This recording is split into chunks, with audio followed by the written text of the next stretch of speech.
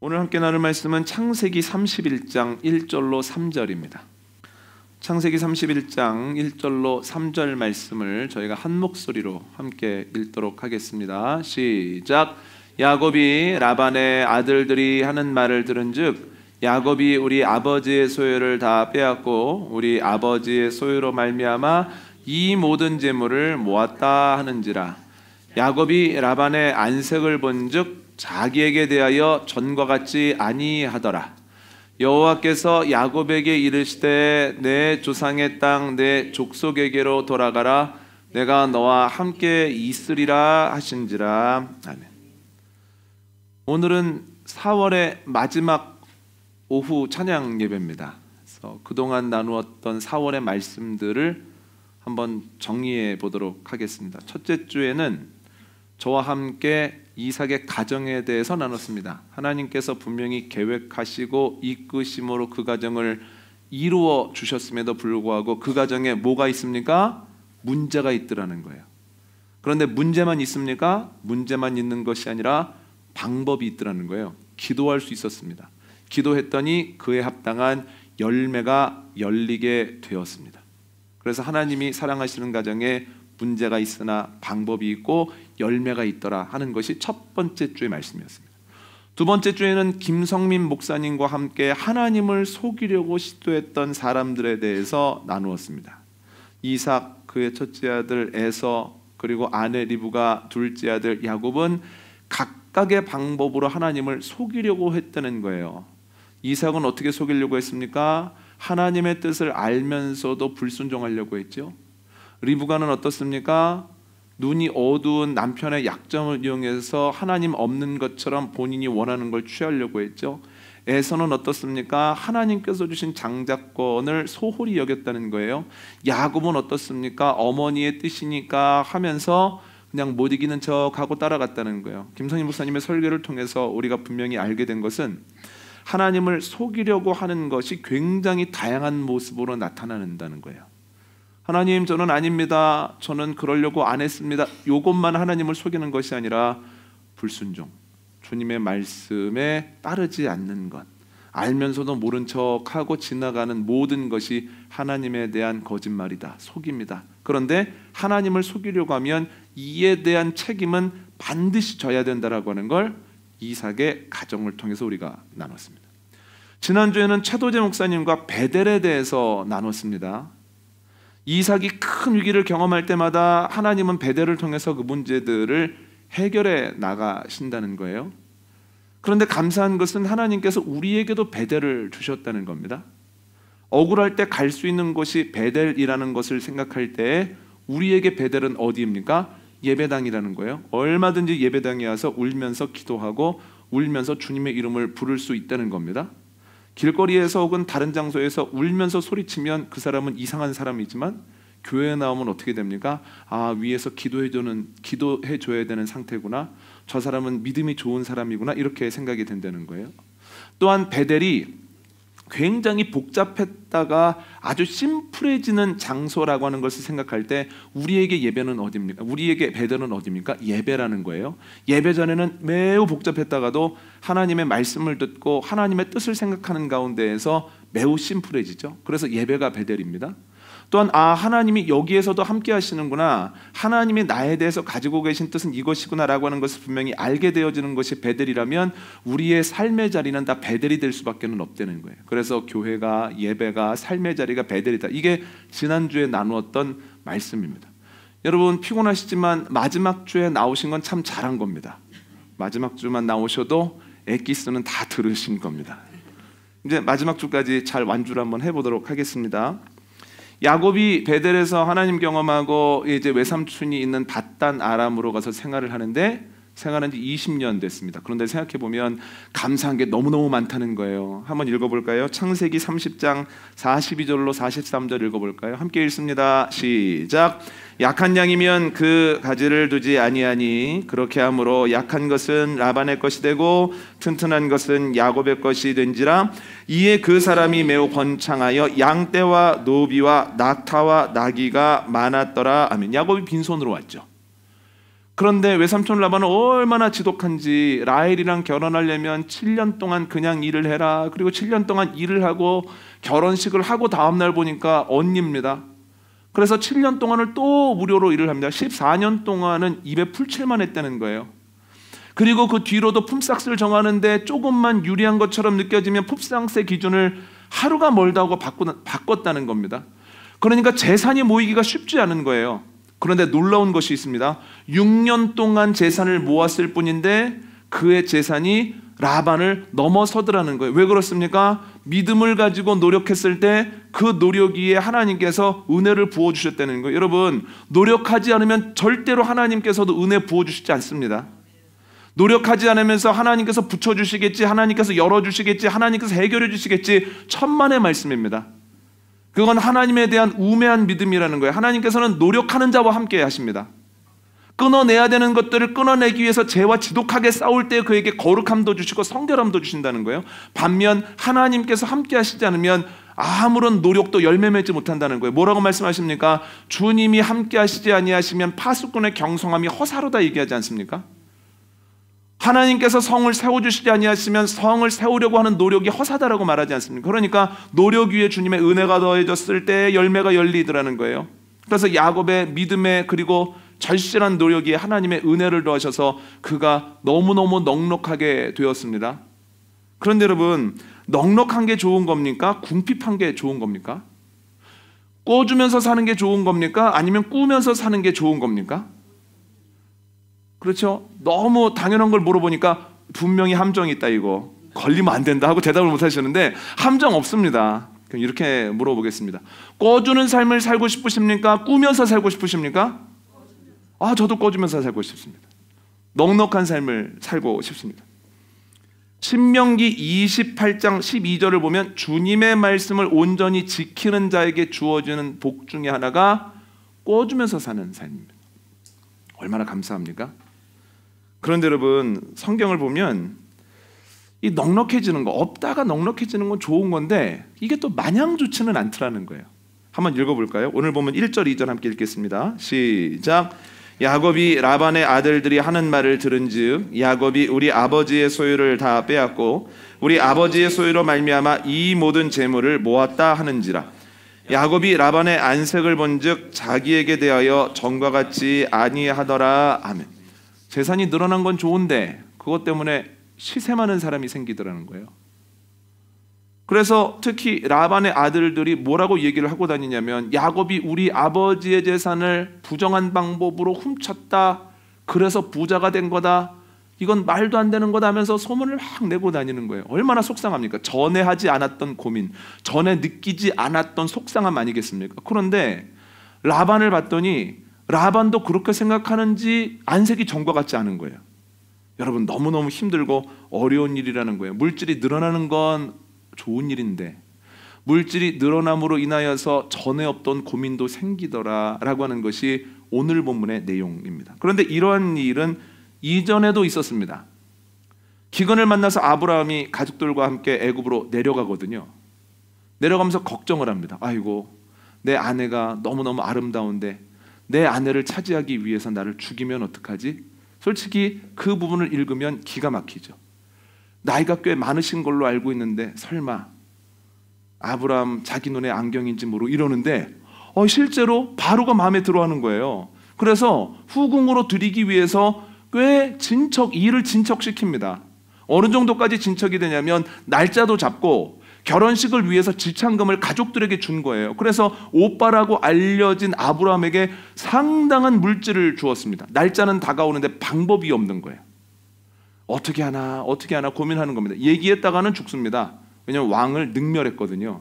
그런데 하나님께서 바로의 꿈에 나타나셔서 경고하시고 그가 순종하였을 때 그 어려움을 풀어주시거든요. 그런데 바로가 아브라함과 사라와 그의 가족을 애굽에서 추방시켜버리면서 소위 부정탄다고 느꼈던지 본인이 결혼 예물로 줬던 예물을 다시 안 찾아요. 그래서 아브라함과 사라와 롯이 굉장히 부자가 돼버립니다. 그래서 마음고생은 했지만 꽤 넉넉해져가지고 애굽에서 올라오게 됐습니다. 굉장히 부유해졌다는 건 굉장히 감사한 일이죠. 그런데 이것 때문에 문제가 생겼다는 거예요. 이제는 롯하고 아브라함하고 같이 못 삽니다. 자꾸 땅은 좁은데 가축이 많으니까 싸우는 거예요. 그래서 떨어져서 살기로 합니다. 그런데 아브라함은 떨어져서 살면서 외로움을 느끼게 되고 두려움도 느낍니다. 롯은 더 심합니다. 딴 데로 갔다가 텃세는 다 당하고, 또한 전쟁 포로가 되어서 고생이란 고생은 다 하고, 결국은 하나님께서 소돔과 고모라를 심판하실 때 자신과 자신의 두 딸 빼고는 모든 것을 잃어버렸다라고 하는 거예요. 없었다가 많아지는 것 참 좋은 것 같지만, 그러나 마냥 좋기만 한 건 아니라는 거예요. 적었다가 늘어난 것에 분명한 그림자가 있다라고 하는 거죠. 야곱이 외삼촌 집에 올 때 혼자 왔습니다. 그런데 20년 지나고 나서 봤더니 자녀가 13명입니다. 아들 12명에 딸 하나입니다. 여러분, 그 당시에 자녀라고 하는 것은 평상시에는 노동력입니다. 그리고 비상시에는 전투력입니다. 그러니까 자녀가 많다라고 하는 건 굉장한 축복이고 굉장한 힘이라는 거예요. 그런데 성경을 보면 이게 마냥 감사한 일은 아니라는 거예요. 자녀가 13명이나 되니까 바람 잘 날이 없다는 거예요. 이런 문제 생기고 저런 문제 생기고, 또 그 가지들끼리 싸워가지고 형들이 요셉 미워서 팔아버리고, 아버지한테는 죽었다고 거짓말치고, 아버지는 평생 동안 상처를 가슴에 안고 살고, 굉장한 어려운 일이 계속 있었다라고 하는 거죠. 그런데 이전에도 그런 일이 있었습니다. 야곱의 가족이 애굽으로 내려간 지 400년 정도 되었을 때 하나님이 말씀하신 대로 야곱의 가족이 굉장히 큰 민족이 된 거예요. 그러니까 바로가 긴장을 합니다. 그래서 더 늘어나지 못하도록, 딴 생각하지 못하도록 막 힘들게 하고 핍박을 합니다. 그들이 적었다가 많아졌죠. 미약했다가 창대해졌죠. 약했다가 강해졌죠. 감사한 조건들이 넘쳐나는데 그것 때문에 예전에 하지 않던 고생들을 하더라는 거예요. 이걸로 알 수 있는 게 뭐냐면, 숫자가 적었다가 많아지는 건 감사한 일이지만 여기에도 그림자가 있고, 약했다가 강해지는 것도 감사한 일이지만 여기에도 그림자가 있다라고 하는 사실을 알 수 있습니다. 그림자가 있는 거예요. 김진홍 목사님의 책 황무지가 장미꽃같이에 나오는 이야기입니다. 목사님이 70년대에 빈민촌 선교를 하시는데, 그때 가장 어려운 질병 중에 하나가 결핵이라는 거예요. 한번 걸리면 결핵이 완치가 되는데 시간도 오래 걸리고 정성도 많이 들어간답니다. 그런데 이 시간이 오랜 중에 자꾸 사람들이 약을 안 먹으려고 그런다는 거예요. 약이 독해서요. 그런데 중간에 약을 끊으면 내성이 생겨서 그 다음에는 낫기가 2배가 더 어려운 거예요. 기간도 늘어나고 훨씬 더 어렵다는 거예요. 그런데 어느 날 한 여자분이 오셨습니다. 목사님, 우리 남편 죽게 생겼습니다. 결핵에 걸려서 죽게 생겼습니다. 좀 살려주십시오 해서 목사님이 그 남편분과 이리저리 돌아다니면서 병원에서 진료를 받게 하고, 결핵약을 한 보따리를 사오고, 그리고 약 먹었는지 안 먹었는지 체크하고, 몸이 힘들다고 하면 어떻게든 몸에 좋은 것을 구해다가 먹였습니다. 감사하게도 그분이 결핵에서 완치가 됐습니다. 그래서 건강해졌습니다. 감사의 조건이죠. 너무너무 감사하다고 그랬는데, 얼마 뒤에 교회 밖에서 그 여자분이 다 목사님 나오라고 막 소리를 치는 거예요. 그래서 나가봤더니 그 집사님이 여기저기가 다 터져 있습니다. 뭐라 그러냐면, 당신이 살려놓으니까 술 먹고 날 때리지 않냐고. 그러니까 몸이 약할 때는 가만히 약하게 있었는데 몸이 회복이 되니까 술을 많이 먹은 거예요. 그러니까 아내분이 건강해져서 술 먹으면 어떡하냐고 그랬더니 건강을 찾았기 때문에 그 손으로 아내분을 많이 때린 거죠.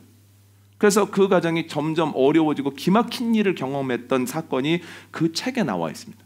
건강을 잃었다가 되찾는 건 굉장히 감사한 일이지만, 와, 건강함에도 그림자라는 게 있는 거구나. 몸이 약할 때, 힘이 없을 때는 죄된 생각을 못하거나 생각이 나더라도 행동으로 안 옮기고 못 옮기게 되는데, 몸이 다시 살아나고 몸이 승하여졌을 때 죄된 생각이 늘어나고 죄된 생각을 행동으로 옮길 수 있으니 건강이라고 하는 것도 그림자를 갖고 있는 거구나라고 하는 것을 알 수 있다라고 하는 거예요. 이탈리아의 한 화학자가 1846년에 니트로글리세린이라고 하는 물질을 합성해냈습니다. 얼마나 폭발력이 강한지 토목공사에 잘 쓰였습니다. 그런데 문제는 이 물질이 불안정한 거예요. 어떨 때는 흔들려도 괜찮은데 어떨 때는 그거보다 좀 덜 흔들리는 것 같은데 벙 하고 터져버리는 겁니다. 충격이 아주 미약하게 계속 흔들리면 그 흔들림이 모아졌다가도 터지기도 하고요. 언제 터질지 모르는 니트로글리세린이라고 하는 물질이. 그런데 그 물질이 처음으로 합성된 지 20년 지나서 알프레드 노벨이라고 하는 사람이 그것을 고체화시켰습니다. 그게 다이너마이트입니다. 그래서 안정적으로 훨씬 강력하게 토목공사에 사용하게 되었습니다. 그 저명 인사가 됐죠. 그런데 알프레드 노벨이 다이너마이트를 만든 지 12년 지났을 때 이 니트로글리세린이라고 하는 물질이 협심증에 굉장한 효과가 있다고 하는 것을 알게 됐습니다. 그래서 협심증으로 고생하는 사람들에게 니트로글리세린을 처방을 해주는 거예요. 그런데 운명의 장난인지 말년에 알프레드 노벨이 협심증에 걸렸습니다. 그래서 그 의사가 니트로글리세린을 처방을 해줬습니다. 그랬더니 노벨이 보고서 일설입니다만 이건 다이너마이트에 들어가는 건데 어떻게 이걸 약으로 먹을 수 있지 하면서 안 먹었다는 이야기가 있습니다. 그렇게 주장하는 사람이 있어요. 만약에 일설이 사실이라면 왜 안 먹었을까요? 내가 이 니트로글리세린이라고 하는 물질을 안정화시키기 위해서 얼마나 내가 연구했는데 나보다 이걸 잘 알고 있는 사람이 있어 하면서 안 먹은 거예요. 물론 그 당시에 알프레드 노벨보다 니트로글리세린이라고 하는 물질을 더 잘 아는 사람 없습니다. 그러나 분명한 것은 그보다 더 잘 아는 사람은 없지만 노벨이 니트로글리세린이라고 하는 새로운 합성물에 대해서 온전히 다 알고 있는 건 아니에요.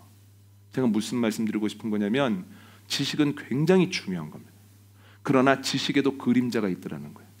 지식이 가지고 있는 그림자가 사람에게 어두운 영향력을 미칠 수 있다라고 하는 거죠. 제가 무슨 말씀드리고 싶은 거냐면 우리가 가지고 있는 모든 건 물질, 숫자, 힘, 건강, 지식에는 그림자가 있다는 거예요. 좋은 것이지만 그것 때문에 미움받고 그것 때문에 갈등하고 그것 때문에 어려운 일들도 생길 수 있다라고 하는 거죠. 그러면 우리가 아는 대상에게 그림자 없는 경우가 있는가? 단 한 가지의 경우가 있습니다. 한번 읽어볼까요? 야고보서 1장 17절입니다. 함께 읽습니다. 시작. 온갖 좋은 은사와 온전한 선물이 다 위로부터 빛들의 아버지께로부터 내려오나니 그는 변함도 없으시고 회전하는 그림자도 없으시니라. 아멘. 누구에게 그림자가 없습니까? 주님께는 빛이 없다는 거예요. 그림자가 없다는 거예요. 모든 것에는 그림자가 있습니다. 그러나 주님께는 그림자가 없습니다. 그래서 주님과는 아무리 많이 만나도 문제가 없습니다. 아무리 주님 가까이에 가도 문제가 없습니다. 아무리 주님을 사랑한다고 고백해도 그것으로는 문제가 생기지 않습니다. 아무리 주님의 말씀에 따라도 문제가 생기지 아니하고 점점 더 좋아질 수밖에는 없다는 거예요. 왜 주님께 그림자가 없을까요? 지난주에 나눈 것처럼 주님은 누구십니까? 빛이시기 때문입니다. 빛에는 그림자가 없습니다. 주님께서는 빛이시기 때문에 주님과의 관계, 주님과 관계를 맺으며 하는 순종들 여러 가지 일들에는 그림자가 없다라고 하는 거죠. 그림자가 없으신 빛이신 주님에 대한 분명한 고백을 하게 되어지는 저와 여러분 되어주시기를 원합니다. 그런데 여러분 오늘 본문을 보면 소유가 늘어났다라고 하는 감사한 일들 앞에서 그림자가 생기지 않습니까? 그림자가 생겼을 때 야곱이 어떻게 합니까? 빛이신 하나님께 나아가서 기도합니다. 하나님 어떻게 하면 좋겠습니까? 그랬더니 주님께서 그 그림자를 이길 수 있는 방법을 알려주시더라는 거예요. 그리고 그 방법에 따라서 고향으로 돌아갔을 때 20년 동안 그의 마음을 짓눌렀던 에서와의 갈등이라고 하는 그 그림자와 아픔도 사라지게 해주시더라는 거예요. 여러분 우리가 여러 가지 일들로 그림자를 경험할 때 우리가 해야 되는 일은 주님께 나아가는 겁니다. 빛이신 주님께 나아가면 주님께서 그 모든 그림자를 이길 수 있는 방법을 알려주시고 결국은 모든 어둠을 물리치게 되어지는 은혜가 하나님의 자녀들에게 넘치게 될 것을 믿습니다. 여러분 우리의 삶에 그림자가 없는 것이 없습니다. 한번 예를 들어볼까요? 결혼을 해야 되겠다. 자녀들이 결혼하게 해달라고 하는 기도 제목이 많이 올라오거든요. 그러면 결혼을 하게 되면 모든 것이 끝인가요? 끝이 아닌가요? 네, 끝이 아닙니다. 뭐라고 그러셨습니까? 정확한 얘기가 있어요. 이제 시작입니다. 그 말은 결혼시키고 나면 전에 생기지 않았던 그림자들이 마구 생긴다라고 하는 거예요. 그런데 시간이 한 2, 3년 지나고 나면 또 기도 제목 또 올라옵니다. 뭐라고 기도 제목 올라옵니까? 자녀 달라고 기도합니다. 그래서 자녀 달라고 손주 달라고 기도해서 손주가 생깁니다. 너무너무 감사한 일입니다. 그런데 그 감사한 일에 뭐가 생깁니까? 그림자가 생깁니다. 왜 그렇습니까? 애가 도통 100일 때까지 잠을 안 잔다든가, 혹은 요즘처럼 이것저것 질병이 옮겨다니면 한 번씩은 다 한다든가, 애들을 보니까 이쁘고 똑똑할수록 안 지나가고 한 번씩 다 하더만요. 그러니까 이런 그림자들이 계속 생긴다는 거예요. 여러분, 애들이 커서 학교를 갑니다. 이제 학교 가면 질병으로부터 그래도 좀 낫다. 그림자가 없습니까? 있습니까? 있습니다. 있습니다. 학교 가게 되면 그때부터 또 해야 되는 일들, 고민해야 되는 것들이 많다는 거예요. 감사하게 대학에 들어갑니다. 그러면 그림자는 없겠죠? 그림자 있습니다. 대학에 들어가면서부터 자기 신앙은 자기가 알아서 하겠다면서 교회 안 나오겠다고 강하게 주장하기 시작하면 그것 때문에 또 기도를 하게 됩니다. 이제 하나님의 은혜로 또 교회도 나오고 여러 가지 일들을 하다 보면 또 취직에 대한 기도 제목이 올라오거든요. 그럼 취직을 하게 되어지면 그림자가 있습니까? 없습니까? 있습니다. 왜 회사에는 못된 사람이 하나씩 있는지 모르겠습니다. 그것 때문에 더 기도하게 되고, 또 회사가 어려워진다고 또 기도해달라고 하고, 끊임없이 좋은 일들의 뒤편에 그림자가 있다는 거예요. 그럴 때 어떻게 해야 되겠습니까? 다른 좋은 일이 있으면 이 문제 사라지겠지 하는 것이 아니라, 그렇구나, 그림자는 원래 있는 거구나, 그렇다면 이 그림자를 사라지게 할 수 있게끔 빛이신 주님께 나아가야 되겠다. 기도하며 나아갈 때 주님께서 야곱의 그림자를 사라지게 하시고 오래된 문제를 해결해 주셨던 것처럼 우리에게도 동일한 은혜를 주신다는 거예요. 여러분, 삶을 살아가면서 감사한 일들 뒤에 있는 그림자로 또 속상하고 또 신경이 쓰이십니까? 걱정하지 말고 빛이신 주님께 나아가 기도하는 가운데 그 그림자를 사라지게 하시고 또 앞으로 나아가게 하시는 주님의 은혜가 넘치게 되어지기를 원합니다. 함께 결단 찬송하겠습니다.